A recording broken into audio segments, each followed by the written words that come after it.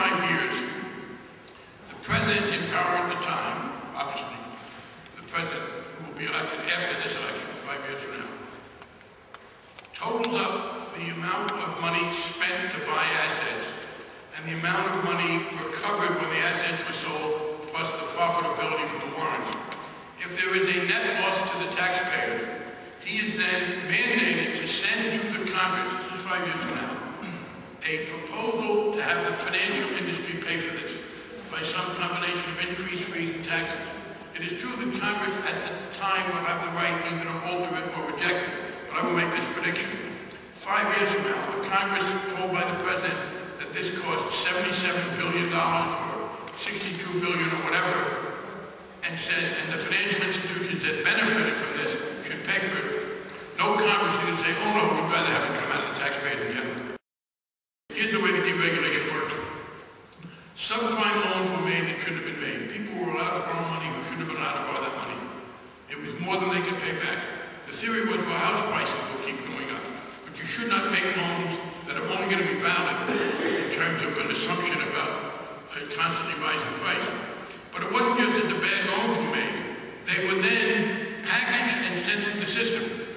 30 years ago, most loans, particularly for mortgages, were made by the bank that expected to be paid back.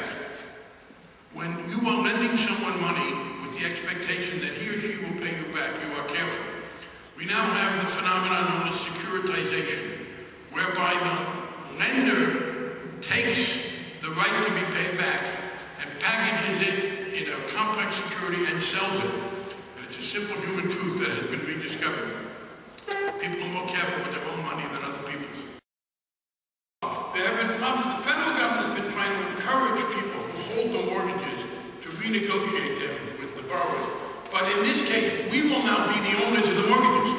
So the federal government, as holder of the mortgage, can do what we have previously been urging other people to do. And it says in there, the federal government, the Secretary of Treasury is instructed to try to buy as much as possible so he will control the mortgages.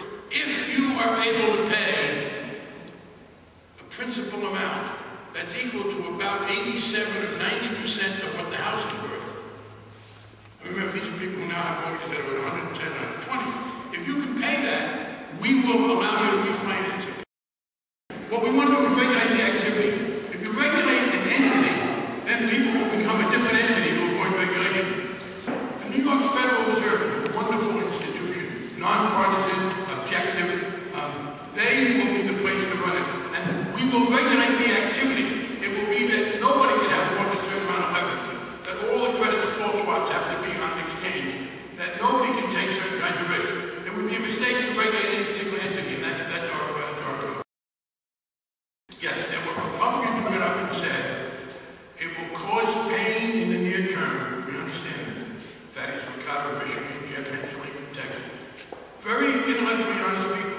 But they said, we'll take that pain because it will impinge on the free market and we'll be better off in the long run. I think they're wrong. But that's the fight we're having for next year. That's the argument for next year. They believe that regulating credit default swaps is an impingement on the free enterprise system. And I think that's wrong. I mean, they say, one of them said, well, we're going to lose freedom.